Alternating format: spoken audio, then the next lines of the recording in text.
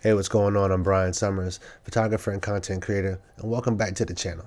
If it's your first time here, take a second, hit that subscribe button, and if you love Polaroid photos and film photography and just photography in general, hit that bell for more alerts from videos like this. If you've been here before, then you know that right about now is when I share with you that this video is sponsored by Bryon, and I'll see you back here in a few seconds. This channel is supported by sumsbrand.com. We love the likes, but the merch helps to keep the content coming. Visit Brand for original art, graphic tees, and more. And use the code SUMS for 10% off. A few months ago, I dropped a video sharing 5 ways that you can make better Polaroid photos. That video got a lot of love and a lot of likes, so I think I owe you 5 more ways to make better Polaroid photos. This first one might be a no-brainer, but if you have trouble holding your camera steady or just getting a longer shot, maybe you should use a tripod. Now, this is my tripod right here. It's my heavy-duty workhorse of a tripod. I use this for almost everything, but it is kind of heavy. I do like it because I can swap this head off for a video head and different types of mounting if I want, but this is cool because it has a quick release plate on here. I can just pop that off and put it on the bottom of any camera that I'm using. So in this case, it's my Polaroid camera. Now, some of the older Polaroid cameras have thread holes on the bottom for tripods and some of them don't. Before you go out and get a tripod though, check the bottom of your camera to see if you even have a tripod thread. Now, I use the Polaroid Now a lot, and there is no thread under here. There's also no thread under this Novelty 600 version of a Polaroid camera, but there is one on the bottom of my SX70. It's an old school camera. It's like the first iteration of Polaroid cameras.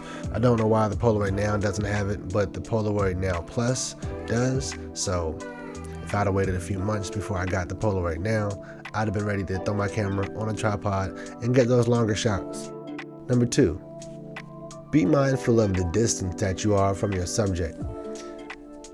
You might want to get super close up on your subject, or you might want to be super far away, but just think that if you're too close, this camera lens doesn't zoom in and zoom out. You are the zoom. So when you walk in, you're zooming in. When you walk away, you're zooming out. But the further you come in, the blurrier your shot can be. If you go closer than 3 feet is your rule of thumb. 3 feet or so is the perfect distance that you should be from your actual subject without using any kind of modifiers on your lens. If you have a magnifier lens or a macro magnifier or some type of adapter to your Polaroid camera lens, your rules might change. But just as a rule of thumb, 3 feet is probably the perfect distance between you and your subject. If you back away and go further away, you're going to have a wide landscape shot, but things further away, you're going to be more blown out, less detail. Your camera is trying to sense what's closest to it so that it can focus properly and expose properly. So be mindful of the distance that you are from your subject. Tip number 3, play with the light. Polaroids already love light, so when you put your subject up against a different color light, you might get a different result. I've had fun putting subjects up against neon lights at nighttime and seeing what those neon lights do to that subject. Sometimes it overpowers the whole color photo and makes it look like a monochrome photograph. You might have a subject that's completely red just because the sign beside them was a bright neon red or orange sign. If you understand color theory and how black and whites work, this might also be interesting with black and white photos. It's not a color subject, but if you put your subject up against a bright yellow light or a bright red or green light, you might have more contrast in your black and white photo. Speaking of color, tip number 4 is be intentional with your color. Maybe you have your subject wear something that's monochromatic and you put them up against that same color background.